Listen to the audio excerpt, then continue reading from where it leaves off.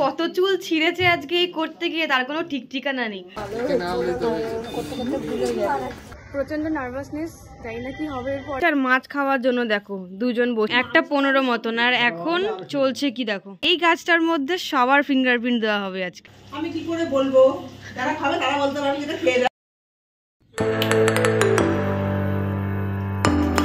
Hello everyone, এখন সবে মাত্র ঘুম থেকে উঠলাম আর ফাইনালি আজকে সেই দিনটা কি করব না করব সারাদিন কোনো ঠিক ঠিকানা নেই। এখন সবে তোমাদের সাথে ভিডিওটা তো শুরু করলাম, কিন্তু ভিডিওটা কখন গিয়ে কিভাবে শেষ হবে সত্যি আমি জানি না। তো ভিডিওটাও কন্টিনিউ দেখতে থাকো লাস্ট অবধি, তো দেখা যাক কি হয়। ভোরবেলা থেকে উঠে দৌড়ি ঝাপাঝাপি করছে। মা কাজ কর শেষ হয়েছে? এখনো সবে শুরু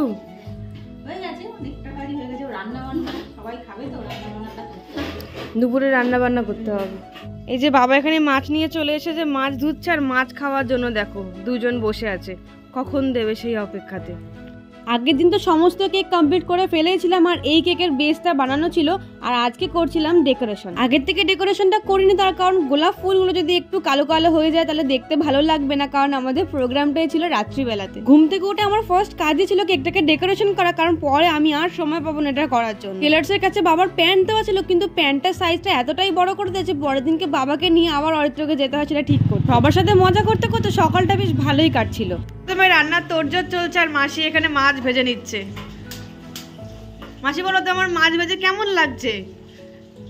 আমি কি করে বলবো, যারা খাবে তারা বলতে পারবে যেটা খেয়ে। তোমার ভেজে কেমন লাগছে সেটা বলো। আমার ভেজে রোজই ভালো লাগে, আজকে বেশি ভালো লাগছে। কটা মাছ ভাজলে? 5টা ভেজেছি আর 5টা মাছ কড়াইতে দিয়েছি। দিদা একটু হাই বলে দাও, দিদা চলে গেলে।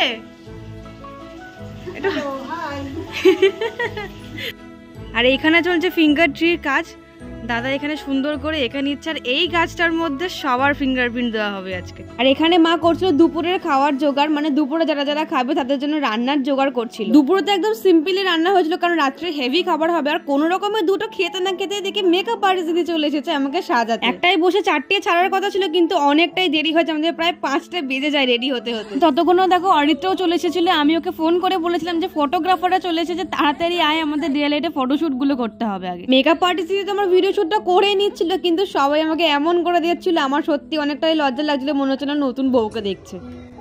তো ফাইনালি এতক্ষণ মানে ওয়েট করার পর আমার সাজ কমপ্লিট হলো।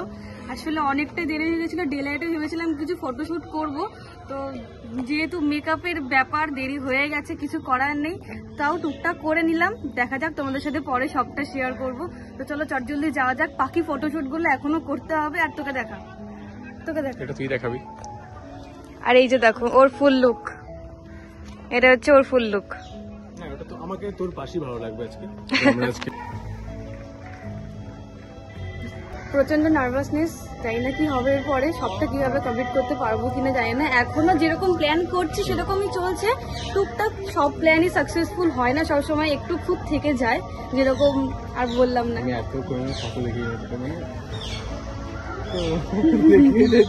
আমি এত সাজ কোনোদিনও সাজিনি, আমি প্রথমবারই সাজলাম। যাক ভালো লাগছে, আমারও ভালো লাগছে।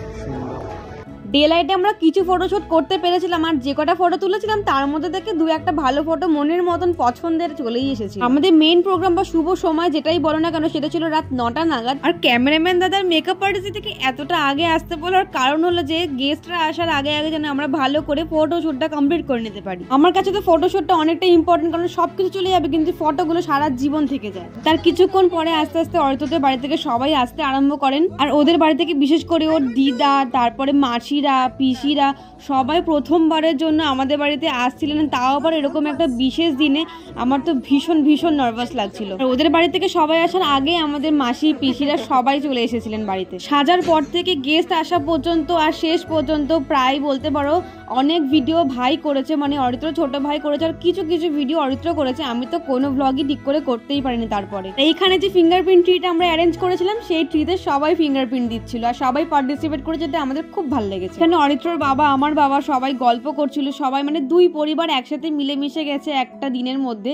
মানে এই দিনটা দেখার জন্যই হয়তো আমরা এতগুলো বছর ধরে ওয়েট করেছিলাম। এঙ্গেজমেন্টটা হওয়াটাও আমাদের কাছে একটা ছোটখাটো এক্সপিরিয়েন্স বলতে পারি। আর এটা না করলে হয়তো জানতেও পারতাম না যে প্ল্যান করা যে কতটা সহজ আর সেই প্ল্যানটাকে ঠিকঠাক ভাবে এক্সিকিউট করাটা কতটা কঠিন। আর এখানে আমাদের মায়েরাও ফিঙ্গারপ্রিন্টের প্রোগ্রামটায় পার্টিসিপেট করেন। আর সত্যি কথা বলতে কি না, তো কোনো জিনিস বা কোনো শুভ দিন আসছে এটাই ভালো লাগে, এসে চলে গেলে না বড্ড মন খারাপ করে। আর এই সমস্ত করতে করতে রেজিস্ট্রি করার টাইমও চলে আসে, মানে শুভ সময় যেটা 9টা ধরা হয়েছিল সেই টাইমটা এসে যায়। অরিত্রর বৌদি আমাদের রেজিস্ট্রি ম্যারেজটা করিয়ে দিয়েছিল। তো সেই প্রসেসটাই হচ্ছিল, রেজিস্ট্রি ম্যারেজ করতে গেলে যে 3 জন সাক্ষী লাগে সেইটা। আর এই টাইমটা যে আমাদের মধ্যে কিরকম একটা ফিলিংস হচ্ছিল সেটা তোমাদেরকে আমি ঠিক বলে বোঝাতে পারবো না। মাঝে মাঝে যেন সত্যি বলতে ওইখানে বসে বসে না ফ্ল্যাশব্যাক 10 বছর আগে ফিরে যাচ্ছিলাম, যেখান থেকে আমাদের জার্নিটা শুরু হয়েছিল। ভালো লাগা, ভালোবাসা, মান অভিমান, ঝগড়া ঝামেলা, অশান্তি সমস্ত কিছু কাটিয়ে ওঠার পরও যে আমরা সম্পর্কটাকে একটা স্বীকৃতি দিতে পেরেছি, এটাই আমাদের কাছে অনেক বড় পাওয়া। ফাইনালি সবাইকে সাক্ষী রেখার গুরুজনদের আশীর্বাদ নিয়ে আমাদের নতুন পথ চলা শুরু করলাম। আমাদের প্রোগ্রামে সবাই পার্টিসিপেট করেছিল, মানে সবাই পার্টিসিপেট করেছিলেন, ছোট থেকে বড়রা।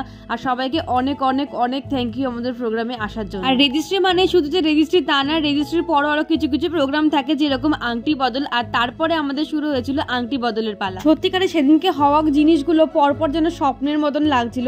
মানে একসময় আমরা ভাবতাম যে আমাদের এইরকম ভাবে রেজিস্ট্রি হবে, এরকম ভাবে বিয়ে হবে, আর সেটা যে স্টেপ বাই স্টেপ একটার পর একটা করে এভাবে হচ্ছে, সেটা ভাবলে যেন অবাক লাগছিল। নিজের যত ছোট কেকের বিজনেস থাকুক না কারণ নিজের কোনো প্রোগ্রামে কেক কাটিং হবে না সেটা তো হতেই পারে না। ছোট্ট করে একটু সেলিব্রেশন করে নিয়েছিলাম। আর এই যে হলো আমার হাতের বানানো কেক। কেমন লাগছে কেকটা তোমরা অবশ্যই আমাকে জানিও। আর এখানে কেক কাটিং করতে করতে অরিত্রর বন্ধুরা যা বলে উঠলো তাতে আমি হাসবো না কেক কাটিং করবো সত্যি বুঝতে পারছিলাম না।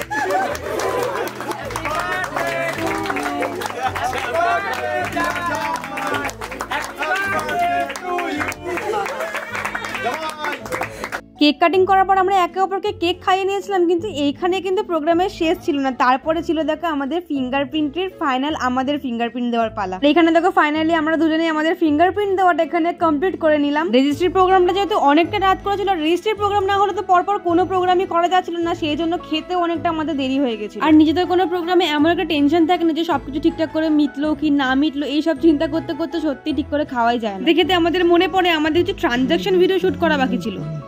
সময়টা এখন আমার।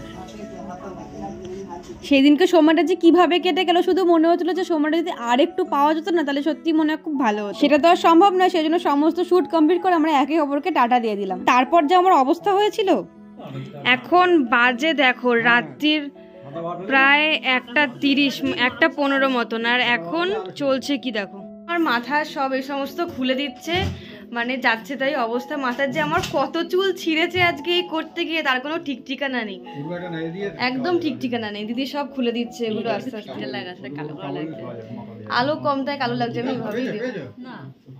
আর সবাই ওদিকে সবাই ডাইনিং এ সব শুয়ে পড়েছে, এখানে সবাই শুয়ে পড়েছে। আবার সকালে তোমাদের সাথে দেখা হবে। নেক্সট আনবক্সিং ভিডিও দেখার জন্য রেডি থাকো, গিফট আনবক্সিং ভিডিও তোমাদের সব শেয়ার করবো। তো আজকের মতন ভিডিওটা এখানে এন্ড করছি, তো দেখা হচ্ছে তোমাদের সাথে পরের ভিডিওতে। তো আজকের মতন টাটা। দিদি টাটা করে দাও, টাটা, গুড নাইট। কালকে রান্না হবে না।